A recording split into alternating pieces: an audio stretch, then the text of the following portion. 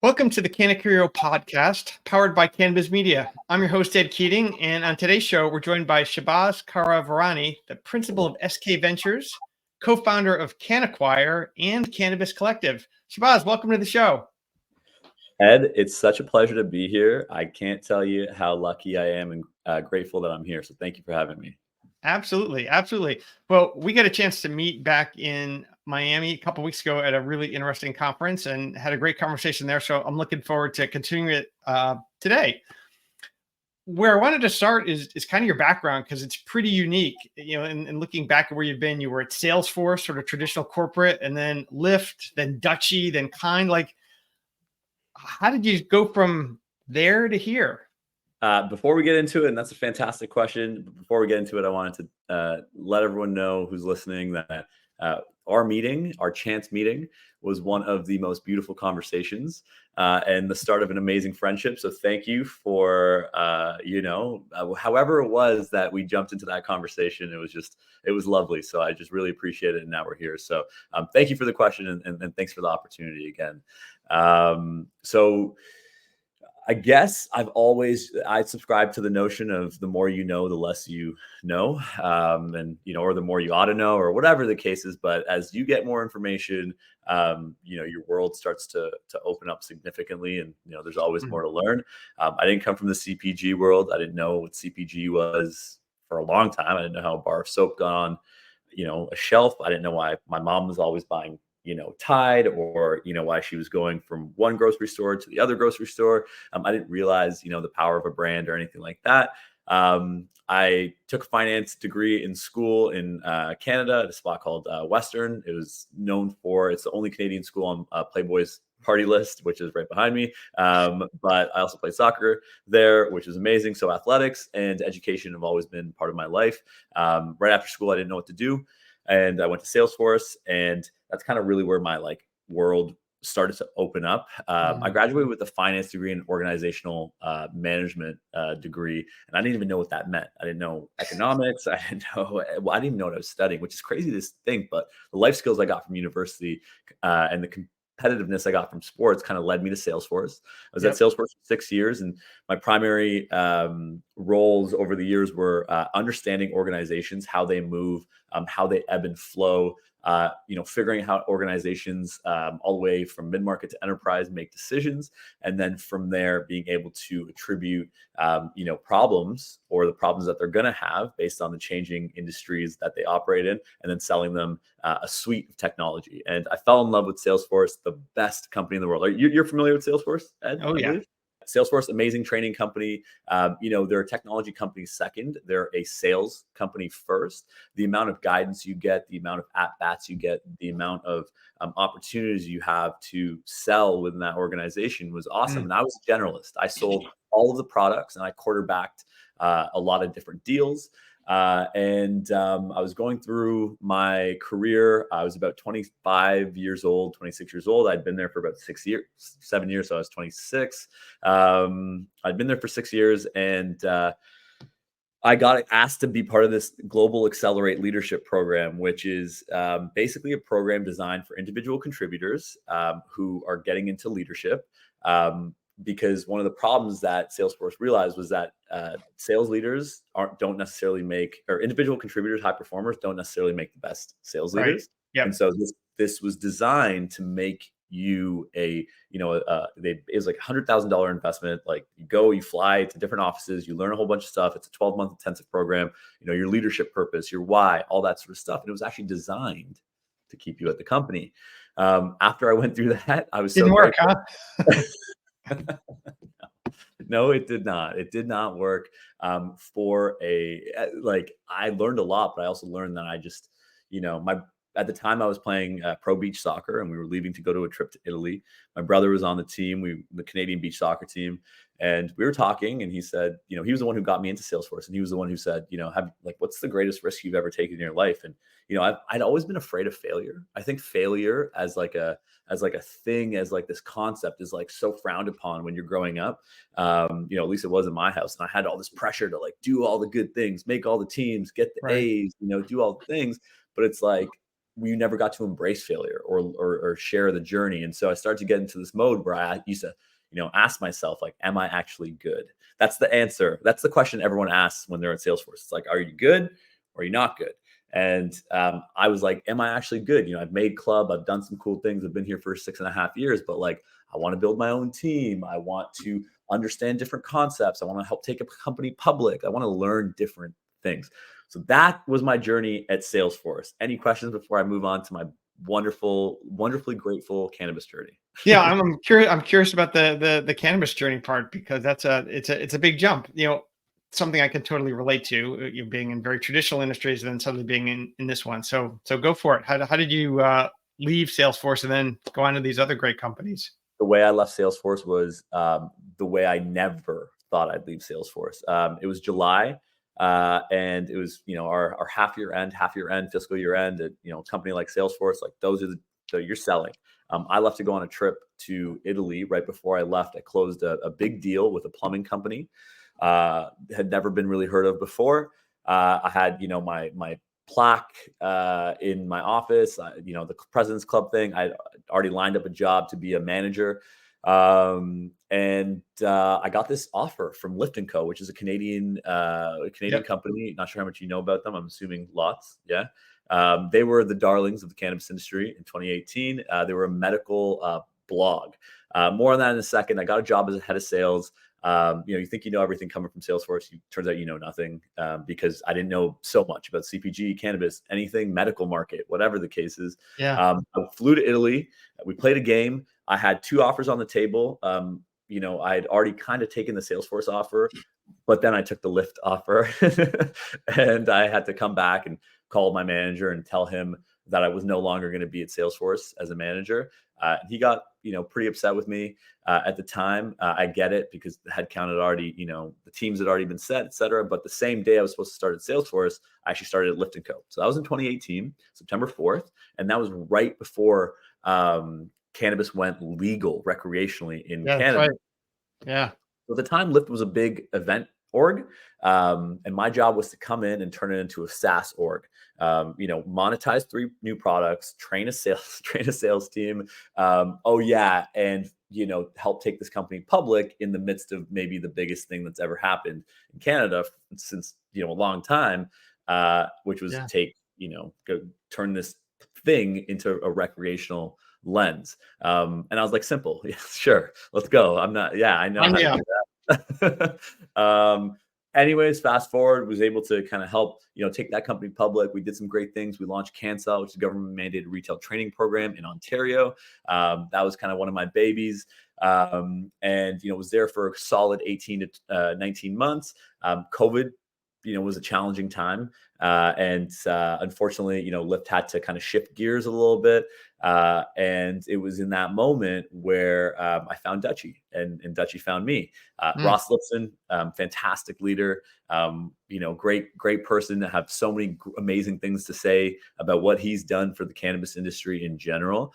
At the time, they were looking for a country manager of Canada. I had never sold e-commerce before. Wow. And so I went to Dutchy and helped kind of lead the Canadian charge, which was a huge reason why Dutchy was able to, actually raise, win the race to raising at the time.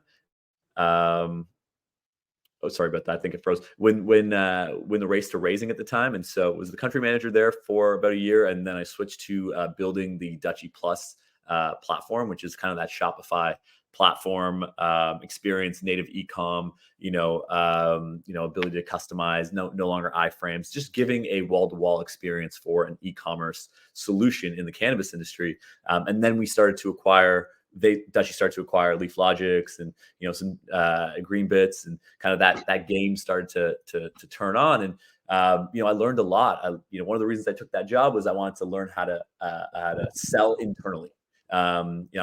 Canadian manager, how do I fight for the resources that I need internally at this organization that's growing and building and things like that? It's also where I realized that I need to be in the States, and that's the market that I need to kind of look at. But the nice thing about the Canadian market, and Ontario specifically, is it's a beautiful canvas for beta testing and, an innovation center is what I like to call the Canadian market. Before I move on from Dutchy, any thoughts? Obviously, I know you're pretty familiar with the organization, and Yeah, no. I mean, sounds like a very interesting evolution. I know as I've looked back on my career, there are times when I realized that, because of the training and the path, it was truly that medical model of see one, do one, teach one. And it sounds like you followed maybe a similar thing where you get that great training, practice it, and then you get to run your own shop. And it's always a lot of fun to get to that stage. big time. And the beautiful thing is, we used cannabis media as a key tool for expansion and scale across different states. So, shameless plug, awesome tool, awesome solution, would highly recommend it if you're a sales leader and, scaling across different markets. Each market is different. But the other piece is, like, I've always been a skill chaser. Like, money is a motivator. Money, of course, you have to kind of make a certain amount to live and breathe and do what you need. But, I really believe in that graphic, that as soon as you make that certain amount, there's this, this trade-off between time and energy Right. and different things. And my motivator has always been skill chasing.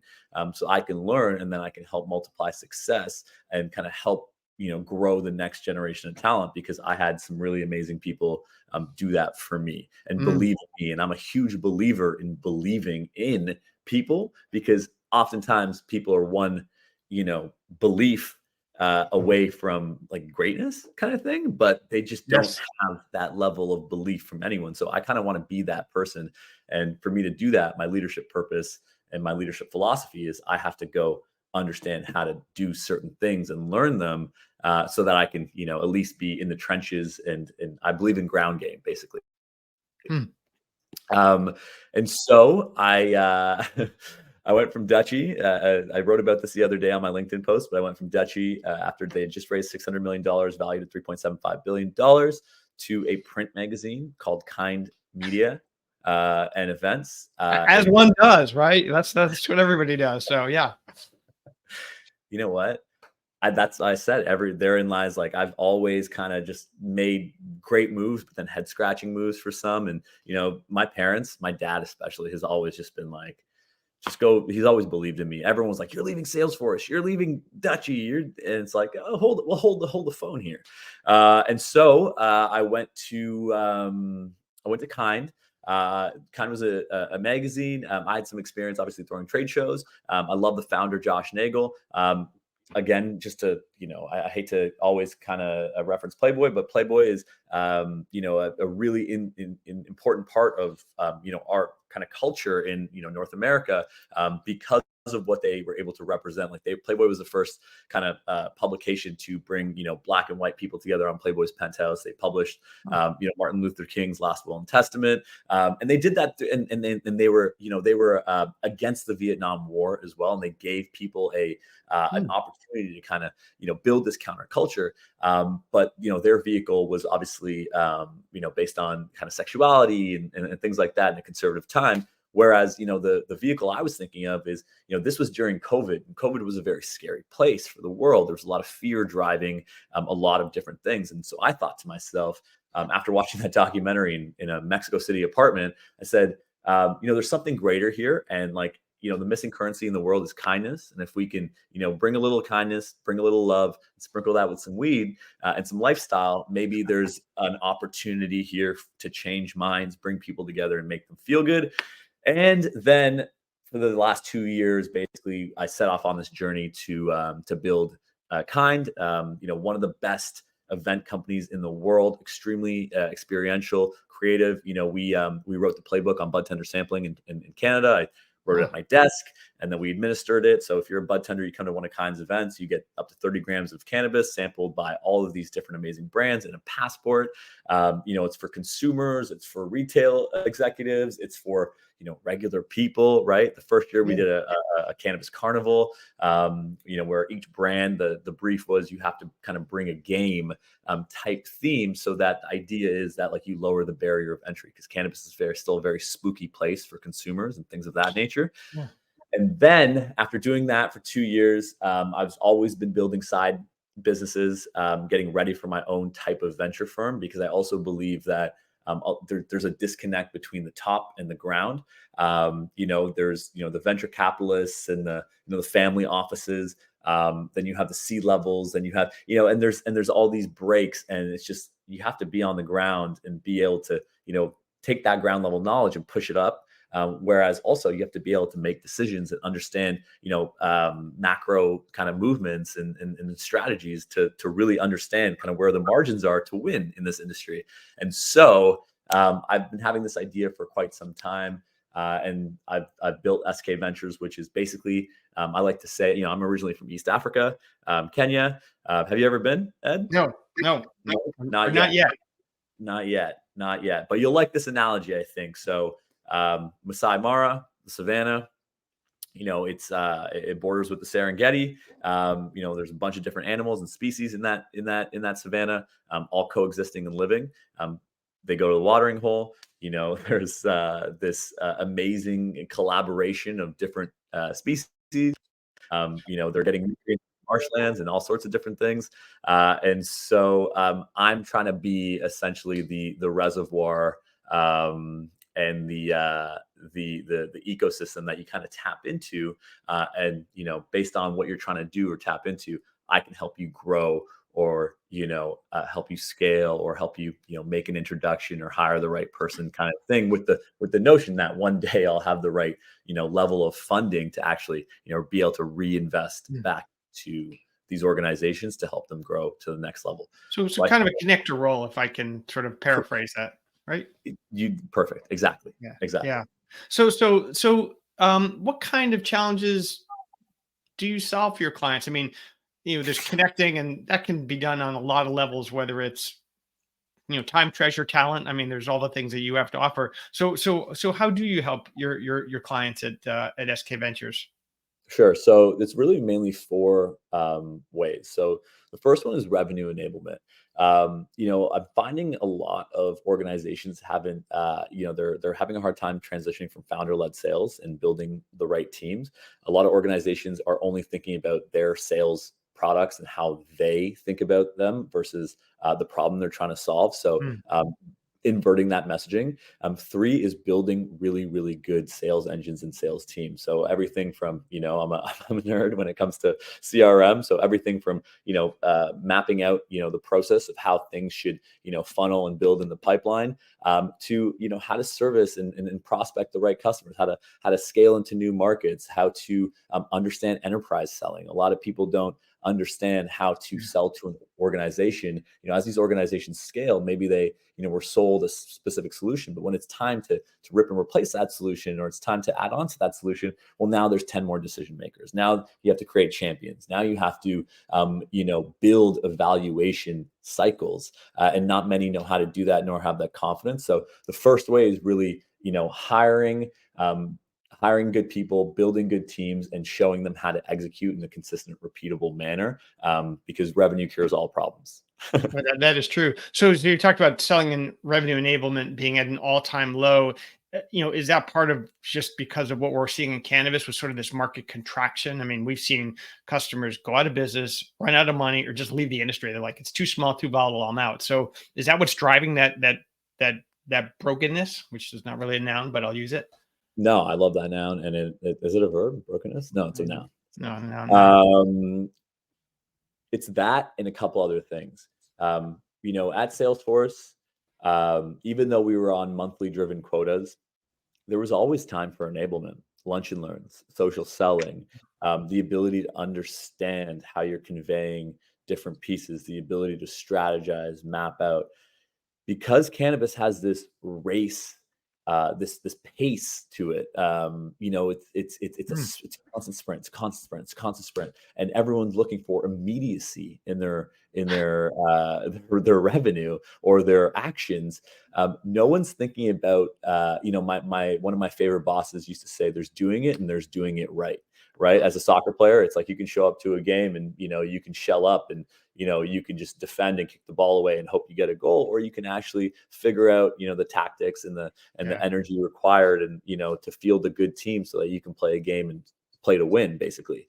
And so, a lot of the time right now, everyone's so focused on what's in front of them that they're not looking at, the head, or 6 months or 12 months or whatever the case is. And so there's no enablement. That's number one.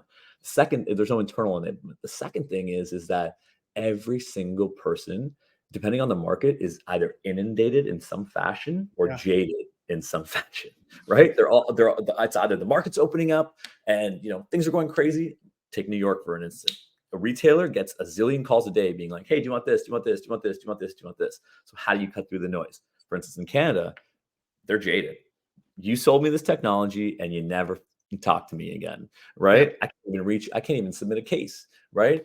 You don't care about us. You care about the market share.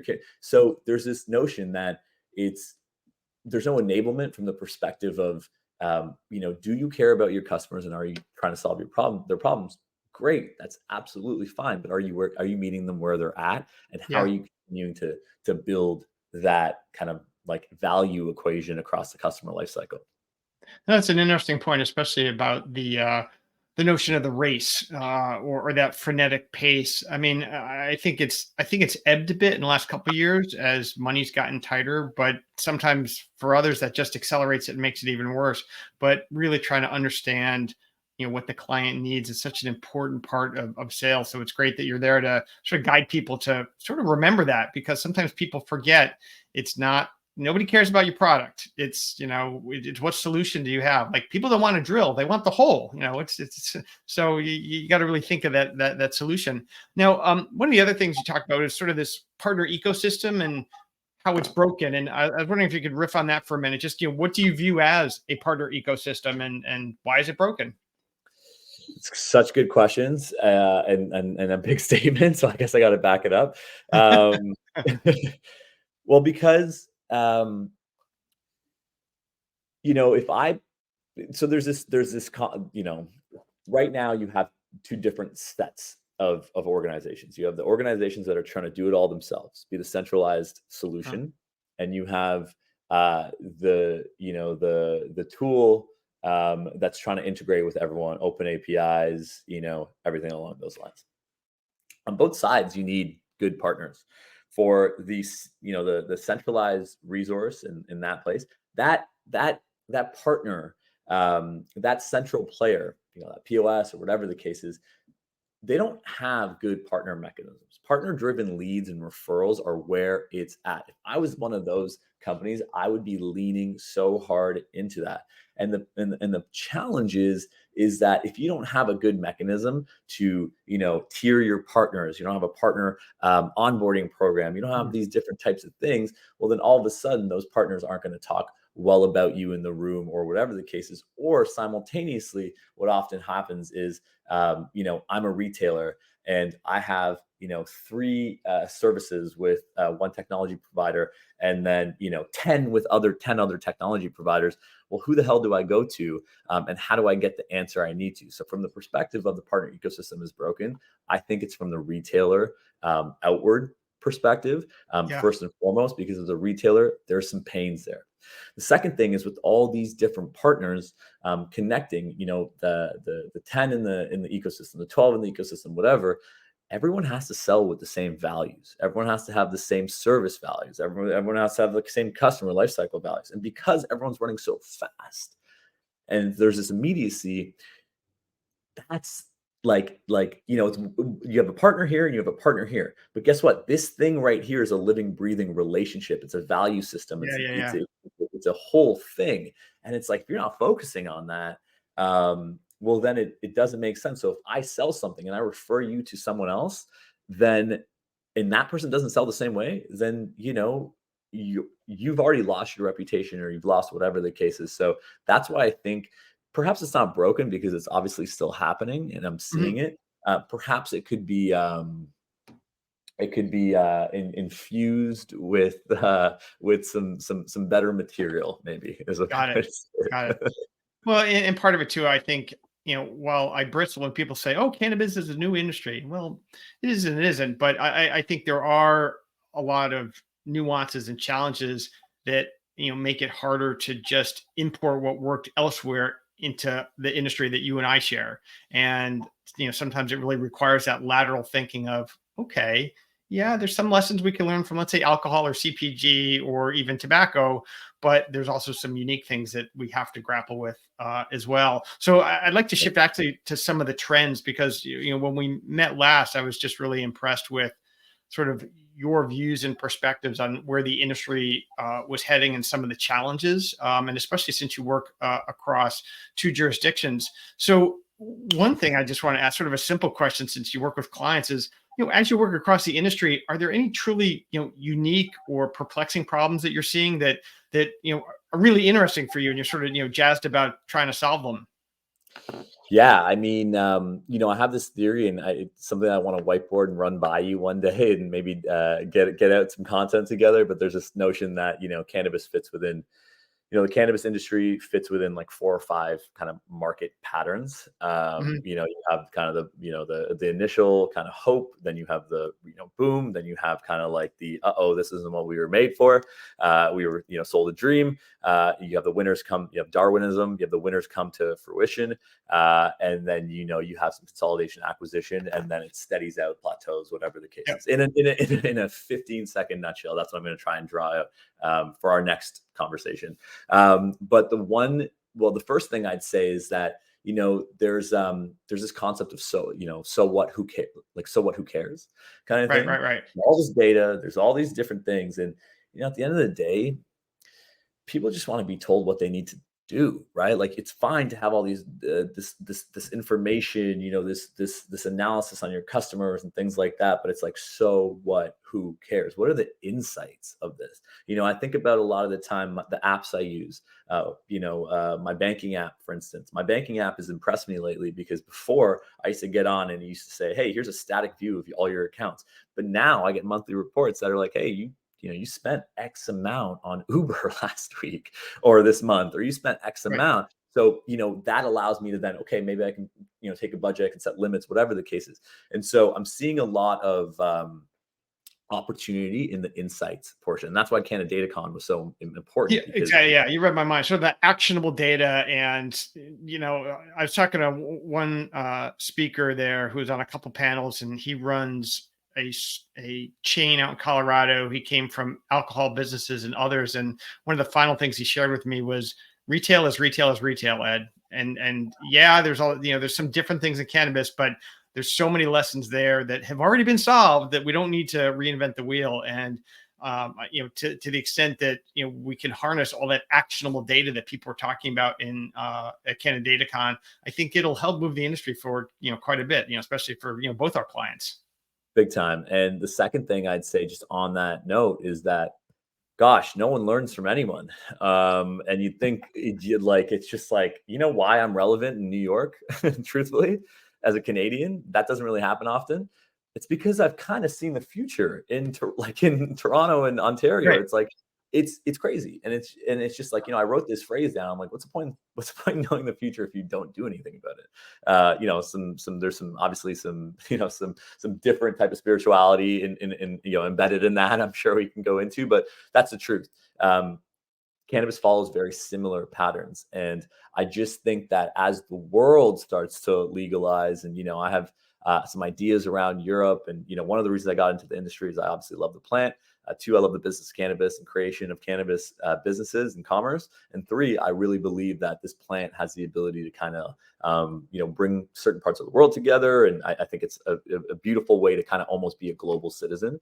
Yep. But it's funny because none of these countries, none of these jurisdictions want to learn from each other. Everyone has their own way of doing things, right? Which is fine. That's based on anthropology and sociology and like so many different things, and so many different historical precedents and the way people think.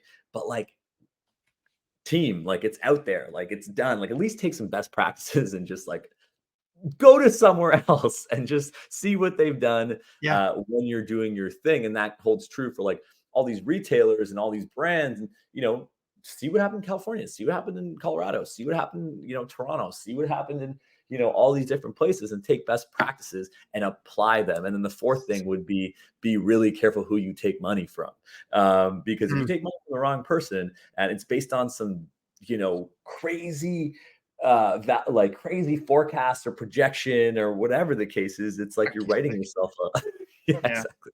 You're writing yourself a death warrant. And it's just like, you really got to make sure that you're setting expectations accordingly. So those are kind of some of the things that I'm seeing. Interesting. One of the first articles I read that helped me even be aware of the cannabis market was in the New York Times. And it was probably back in 2012 or 2013. And they interviewed, I think it was Brendan Kennedy, Yeah. Privateer Holdings. Privateer, And yeah. it was, he left private equity to go do this, did it a great time, I think did very well. And I heard him speak a number of times. And one thing that really stuck with me is he said exactly what you did. He says, you got to go out, you got to have feet on the ground, and they need to be your feet. And he talked about, he went to Israel and saw what was going on there, California, went up into the hills. Like he really did sort of the hard work to build his own perspective and opinions and insights so that, he was able to do a great job in terms of, building out what he wanted to build out. So I think that's very interesting. One area I wanted to focus in on with you today, especially given your background in technology and is the cannabis technology stack. It's something that I've always tracked since I've been at cannabis. I looked at every vendor that is on the metric list and categorized them all, figured out who was growing, shrinking, really trying to dig into it.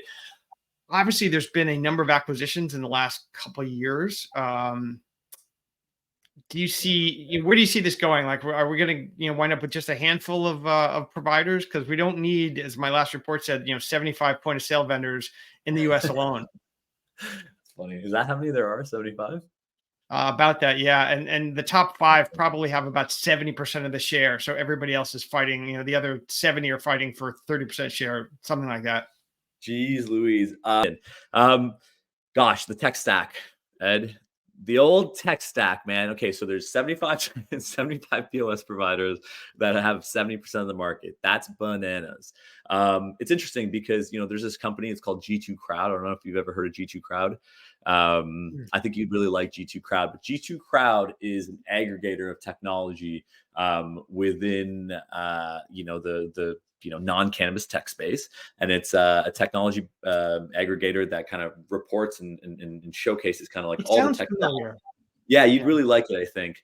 Maybe we can create a similar one. I think that would be really cool. But so there's that, right? And there's always going to be all these tech stack, providers, but it just depends on kind of how they start to layer out and what they do, to make sure it works. Before I kind of dive into that, I was listening to a podcast the other day, and they said that on average, like a mid-market company has like 660 different pieces of technology or something like that. And sales reps today are, using a bunch of stuff. So do I think that there's always going to be a zillion tools?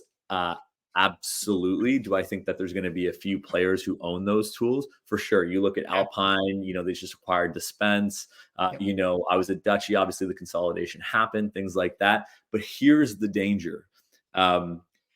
Focus. You got to be able to do something super, super, super well, number one. And oftentimes the allure of kind of that acquisition and that consolidation is a pretty shiny thing. The second thing is deal fever is what I used to call it at a past company where everybody was just focused on that and they forgot about running the business. So exactly. You nailed deal fever. I'm gonna have to write that on my whiteboard. Deal fever. I got the deal fever, Ed. I always have deal fever. But the second thing is, exactly that. Like you forget about the people, process, systems. It's awesome to see a PE firm, come together and be like, yes, accretively on paper, this looks wonderful. We'll acquire that and we'll receive this market share and perfect. But then what about the people, right? What about the solution? And the third thing is these tech stack providers sometimes scale too quickly for their own customers. They're quicker on the market than their customers. So do I think there's going to be a ton more consolidation? Absolutely. I think the companies who are going to get it right are the ones that focus on their people, that focus on the acquisition of culture, the acquisition of strategy and decision-making, the acquisition of understanding their customers' problems before their customers even know their problems, and that provide one-to-one customer success and onboarding.